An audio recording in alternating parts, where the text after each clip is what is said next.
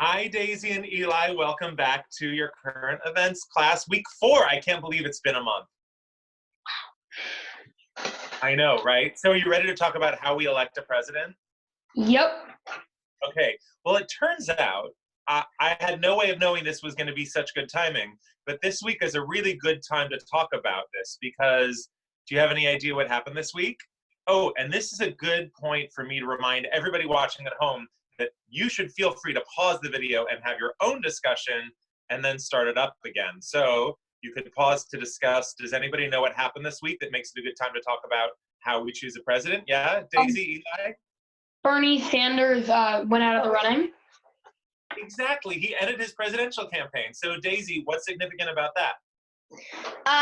That means I think there's only one Democratic left and 2 Republicans, or 1 Republican.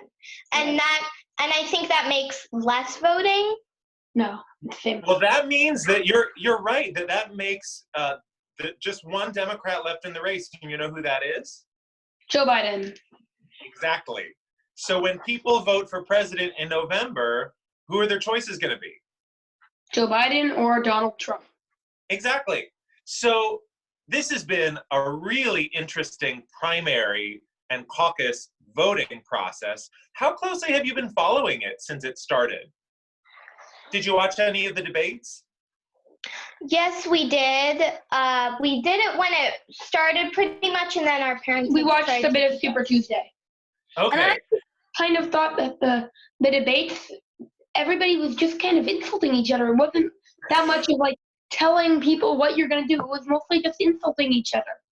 You know, that's a very insightful comment, and I think a lot of grown-ups felt that way too.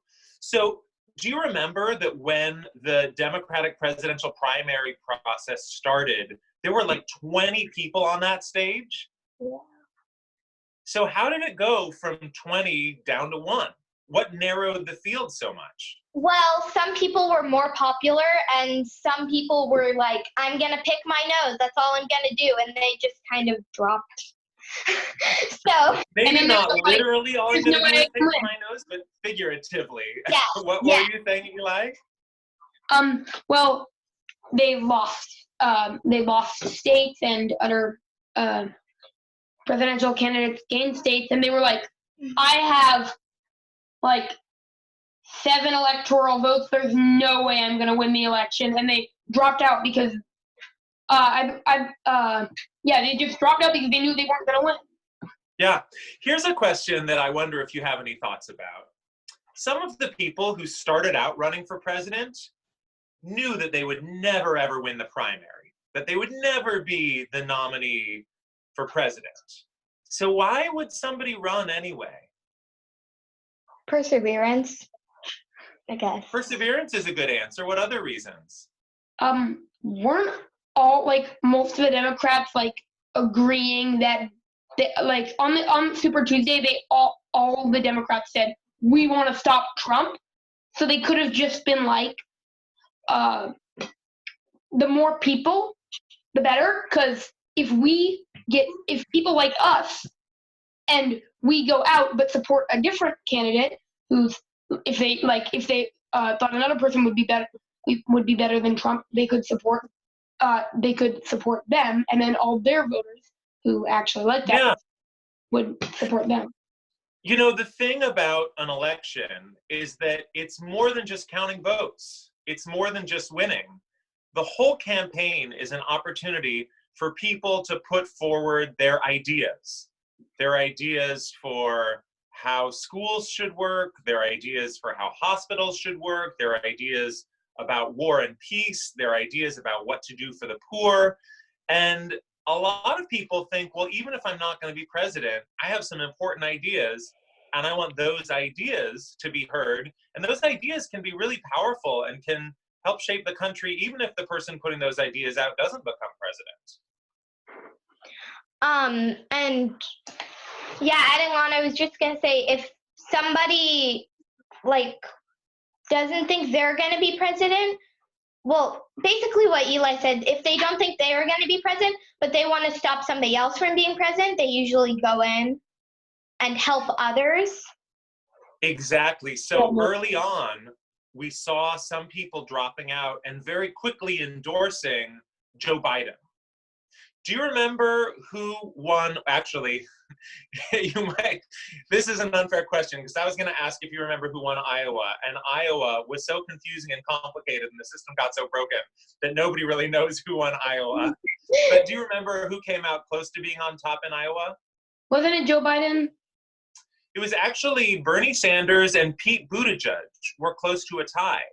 And when Pete Buttigieg dropped out, do you know what he did?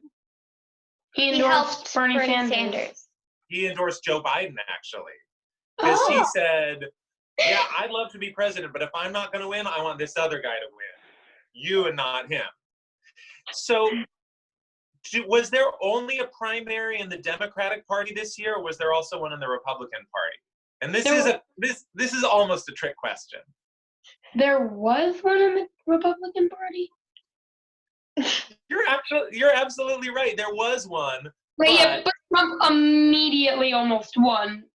It was not a serious contest. Yeah. A former governor of Massachusetts ran against President Trump to say, I think this president is taking the Republican Party in a direction that I don't want it to go. But he didn't win any states, and so it was over pretty quickly.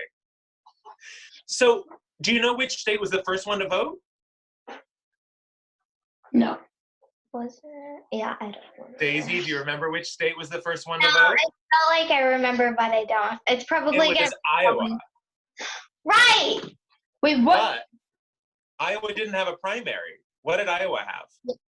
Caucus. Yes. What's a caucus? It's when, isn't it? I might be getting these confused, but it's when. Let me just tell you, a lot of adults can explain what a caucus is. So it's when you go to a place to vote, and if you're not there, you don't get to vote. That's the first part of it, but then it gets a little more complicated because a caucus takes a lot longer than a primary. A primary, you just walk in and you say, I want Daisy for president, I want Eli for vice president, I'm done. But for a caucus, a bunch of people stand in a room and they say, here's why I think Eli should be president. And other people say, oh, that sounds like a good idea, so I'll go stand with the Eli group. And then someone else says, here's why I want Daisy to be president. People say, oh, that sounds like a good idea, so I'll go stand with the Daisy group. It can take hours, but everybody gets involved, and it's like a real participation, like debate. It's a really involved thing. Not very many states do it. And things went so wrong in Iowa this year that next time it might be even fewer states. It might shift even more to a primary. But how did it go wrong? So they had a new app to count the votes, and the app wasn't working right, and people were writing down the numbers wrong. And that's one reason that I say we don't really even know who won the Iowa caucus, because it was so close between Pete Buttigieg and Bernie Sanders, and there were so many problems counting votes that finally they said, the night of, they said, we are not going to have an answer tonight. Maybe we'll have it tomorrow. Then they said it might be a couple more days. And eventually they said, well, it was really close. It was almost a tie, but we can't actually say for sure exactly who won. But now Isn't it's that resolved. crazy? Yeah, now it's kind of resolved because Pete Buttigieg and Bernie Sanders both quit. That's right. So now that we're done with trying to figure out who the nominee is going to be, let's talk about what comes after the primaries. Do you know what the next phase is called? No. Just keeps on reading at me. It's called the general election. Right. Have you heard of the general election? Yeah. No. No. So the primaries is when each party chooses their nominee, and the general election is when you've got the Democratic nominee and the Republican nominee, and they go up against each other. So That's like we're the not real election. the real. Well, it's all part of the process. You know, the election is the whole thing, and the general election is part of the process, and the primary election is part of the process too. So in the general election, how do we figure out who wins? How do we figure out who's going to be president? Well, there's popular vote, which I believe doesn't matter at all in the real thing. And there's also the electoral colleges, which is when you win a state, depending on its population, you get that many electoral votes. And if you have 270 or more, you won the election. Hooray, you're president. And That if is you vote for, exactly right. So Daisy, where does the term popular vote come from? What does that have to do with being popular? I guess it comes from like who's liked more as like beliefs. Can you think of a word that sounds like popular that might be connected to it? Pope? I What doubt about it, but population? Right. that's You've got the probably whole it. population of the country, and the popular vote is who gets more votes. And then the electoral college is kind of complicated. And Eli, you did a good job explaining it. Daisy, what can you tell me about the electoral college? I guess it's like, so there's I forget how many people it is, but there's a number of people, and basically people put their votes in, and then a group of people are like, take that vote, like when they're similar, I think, and then they all come together and then they fight against what they should think, or they vote or something like that. Well, the way the electoral college works is that big states have a lot of electoral votes, Right. and little states have not as many electoral votes, right? So the biggest state of them all, California, has 55 electoral votes. But here's where it gets a little bit complicated. In the general election, you don't usually see candidates spend a lot of time campaigning in California. The second biggest state in terms of electoral votes is Texas. It has 38 electoral votes, but you don't usually see candidates campaigning in Texas. Can you figure out why that would be? Because it's so big and it would be hard to reach every place there? Well, it is big and it is hard to reach every place, but the candidates have a lot of money, and if they wanted to, they could spend that money on California and Texas, but they don't. Daisy, do you have any guesses as to why not? Instead, they spend their money in places and their time in places like Ohio and Florida. Maybe because a lot of like Texas and California have so many people, they have a lot of different views, and they want. It's actually almost the opposite of that. Have you heard of blue states and red states and swing states? Yes. What do you think that means? Well, blue are Democratic, red are Republican, and swing states are states that are like purple. Sometimes they go for a Republican and sometimes they go for a Democrat. Yeah. So what do you think California is? Red? It's either red or blue. It's either red or blue. Let's start with Texas. That might be easier. What do you think Texas is? Isn't Texas red? Texas tends to vote for a lot of Republicans. And California? Blue. California tends to vote for a lot of Democrats. So if I'm a Democrat and I want to be president, am I going to spend much time in Texas, which has voted for Republicans for years and years and years? Yes. No. Yes. I might just be wasting my time if I'm a Democrat and I'm in Texas. And if I know that California has voted for Democrats for years and years and years, would I spend my time campaigning in California, even though it has a lot of electoral votes, when I know they're probably going to vote for a Democrat no matter what? Yeah, exactly. Even if you are a Democrat. Exactly. So you're trying to change the states that are against you, because like really strong states, like if California is very strong Democrat, then when Texas is trying to like vote against you, then you want to convince them not to, because California is probably already going to vote for you. So here's the complicated thing about the way the Electoral College works. Let's say I'm running for president, and if I win 55% of the vote in California, then I'll get all of California's electoral votes. And if I win 85% of the vote in California, I still get all of California's electoral votes.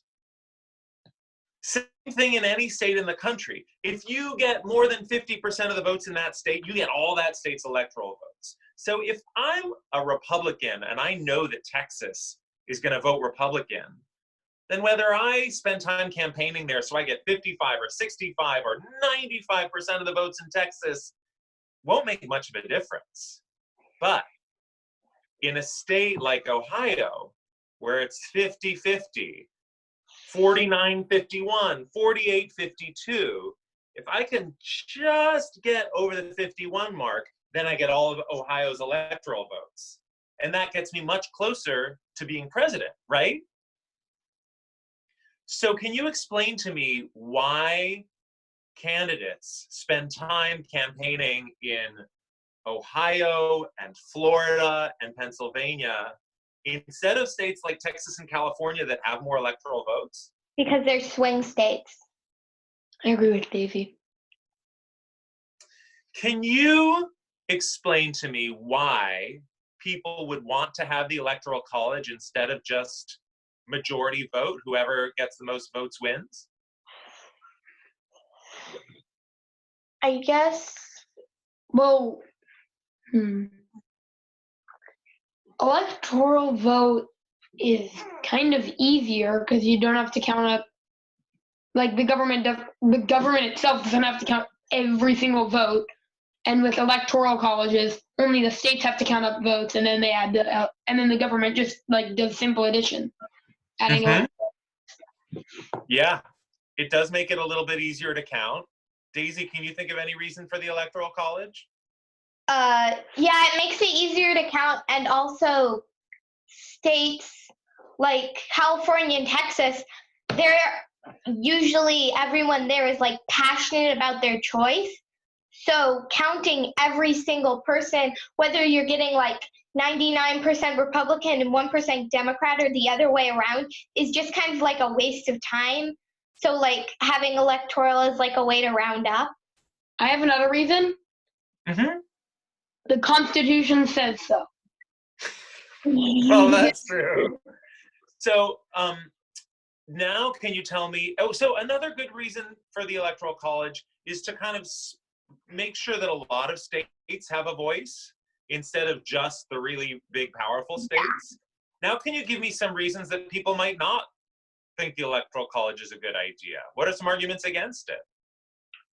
Well, it's kind of the opposite. I have one that's kind of the opposite of the reason you just gave, because small states will have so little sway in it because we only have so many electoral votes.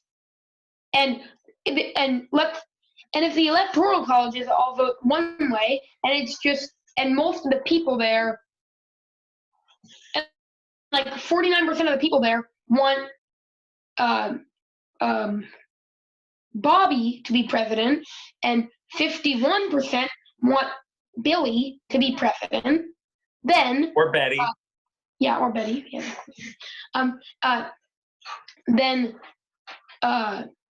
and like in another state, 100% Bobby, Joe. 100% Billy. Then if you add it up, then it's 149% Billy, but 51% Bobby, and the state with the Billy state had more electoral votes.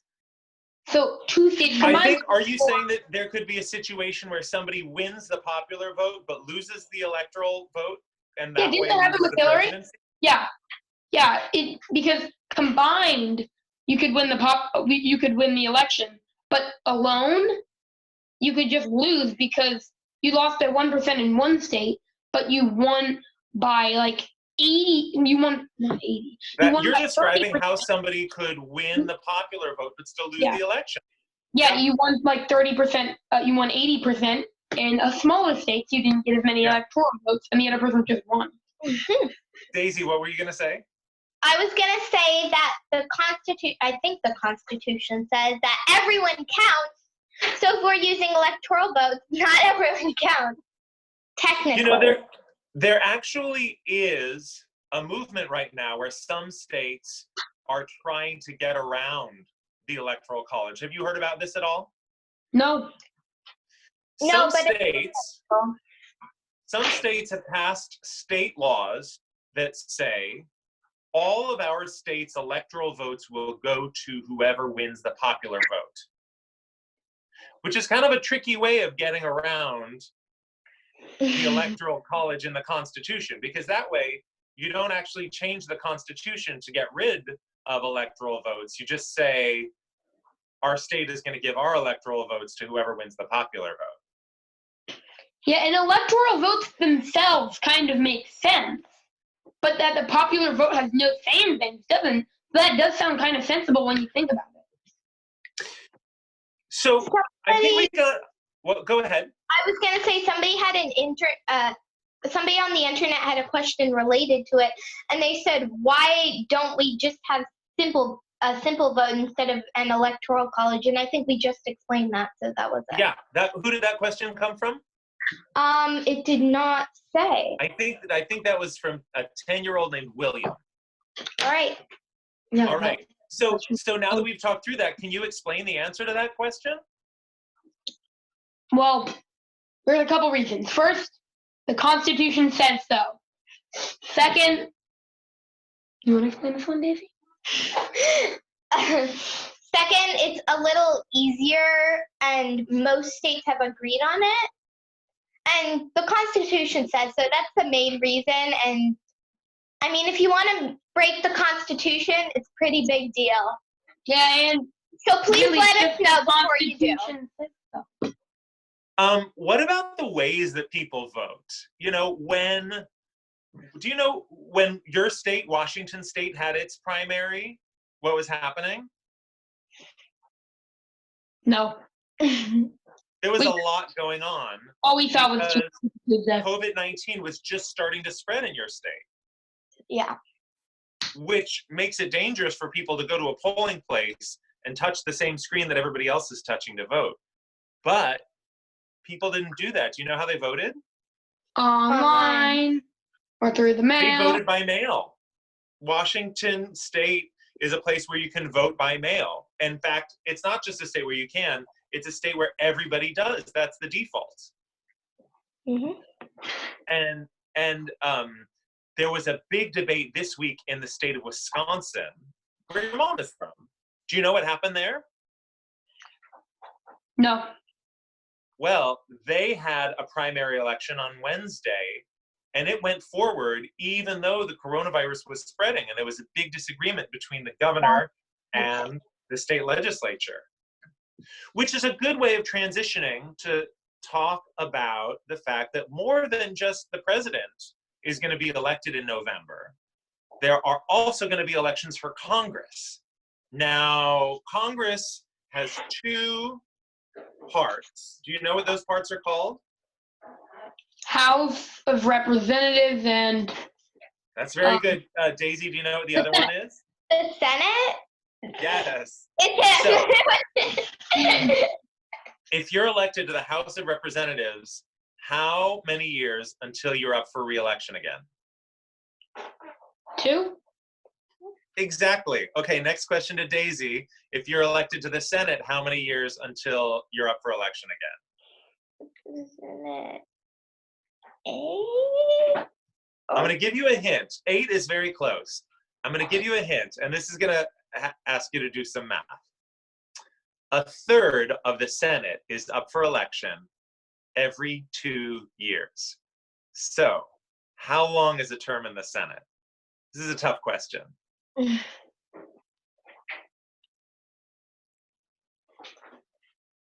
Think of it this way. If 1/3 of the Senate is up for election every 2 years, how many years would it take for 3/3, the entire Senate, to be up for election?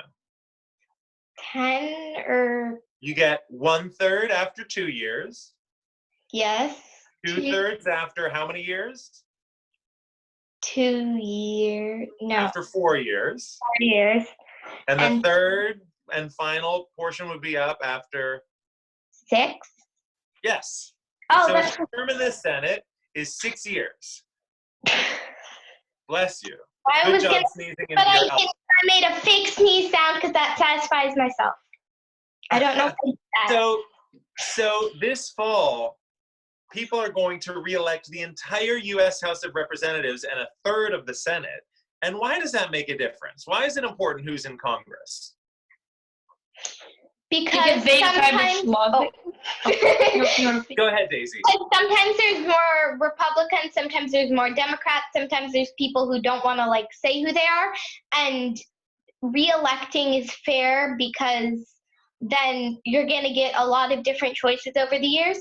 Because if president puts on a bunch of things that Republicans might be more liking for 2 years, then if it was reelected with more Democrats, then that might have not been accepted. So it gives a little more, I guess. What does the Congress do? How does the Congress affect your life?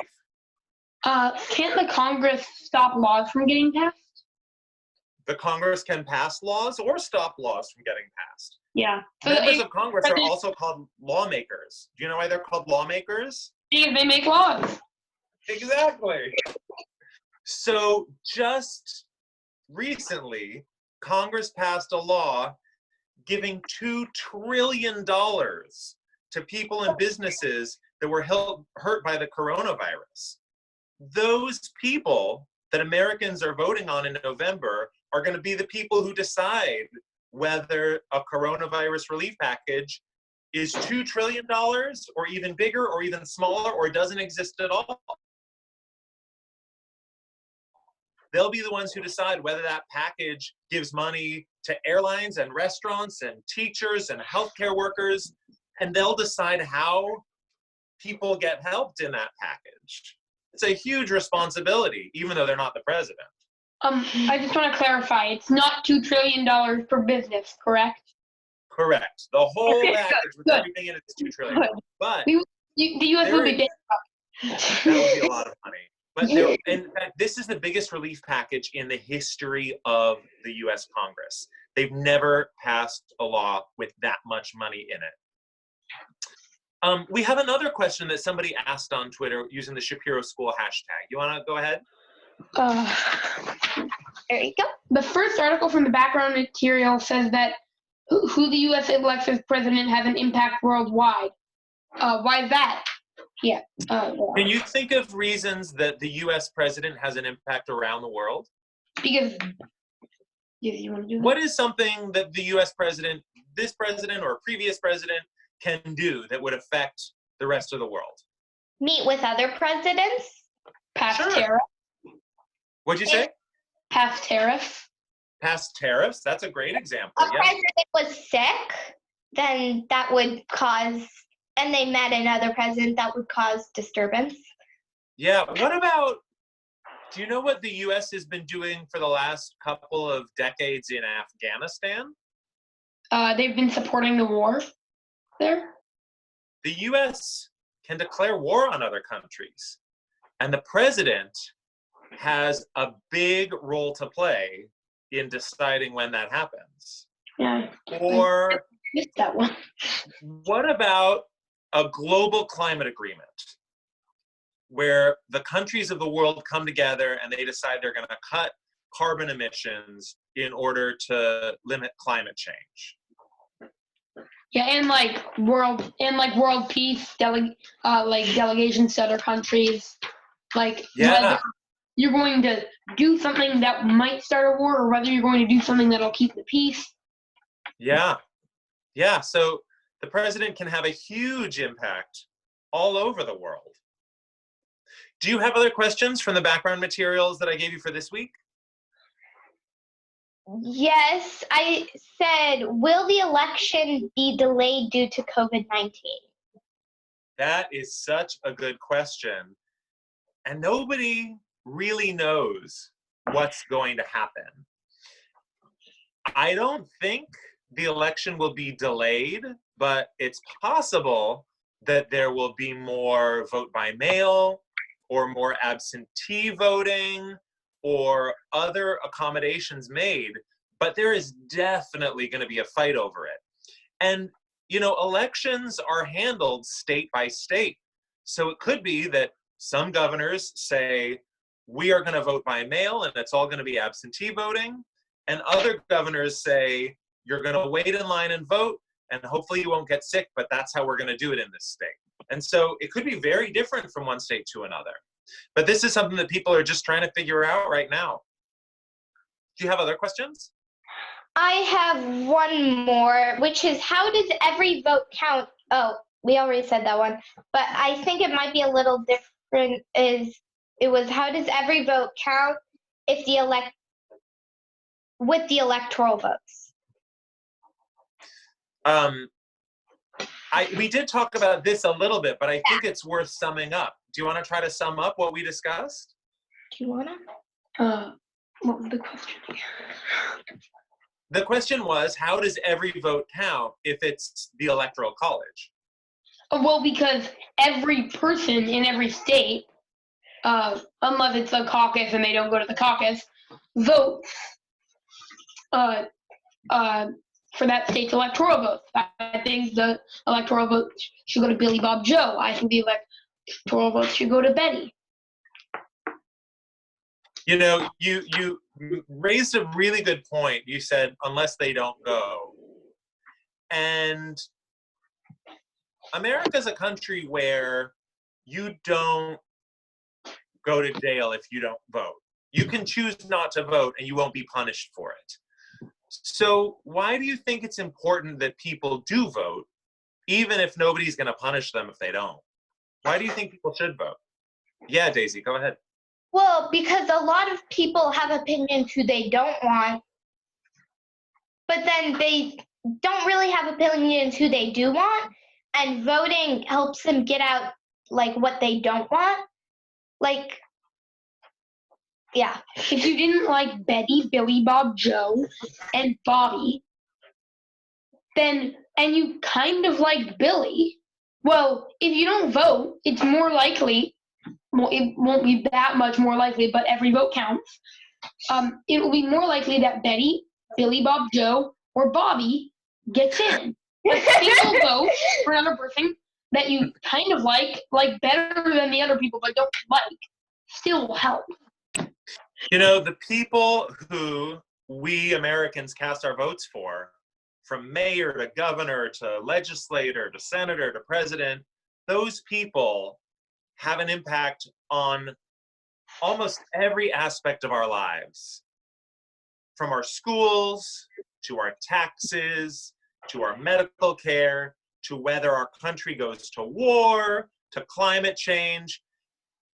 And so if you have opinions about any of those things at all, or especially if you have opinions about a lot of those things, casting your vote is the way to make your opinion known. It's the way to say, I want somebody who supports these things making decisions instead of somebody who supports those things, whatever those things might happen to be for you. That's the way we use our voice. That's the way our democracy makes sure that we are represented by the people who are in power to make those important decisions. Do you have any other final questions before we wrap up? I have one. So you know how some states use electrical voting? Yeah, like machines, voting machines. Yeah, like in Washington, they're using mail this time. But why does it take a long time to collect all the votes? If it's electrical in a state, why don't they just get the votes as soon as the voting is over? In many states, in many states, the minute the polls close, they actually do have results because it's electrical. And so, sometimes on NPR, I will anchor our election night coverage and I will say, oh, polls have just closed in this state and we can say that so-and-so has won. But then there are states where, because maybe there are a lot of absentee ballots, or it's vote by mail, or there are other things that take a little bit longer to count, that the results don't come in immediately. And this is what you get when you have states running voting, is that in some places it happens very quickly, and in some places it happens a little more slowly, because every state does it differently. Well, you've had such good questions, and I've, as always, been totally impressed with your answers. So I want to thank everybody at home who joined in this lesson. And as always, you can submit questions online with the hashtag Shapiro School. Daisy and Eli, another week well done. Thanks for joining me in our current events class again. Bye. Bye. Bye.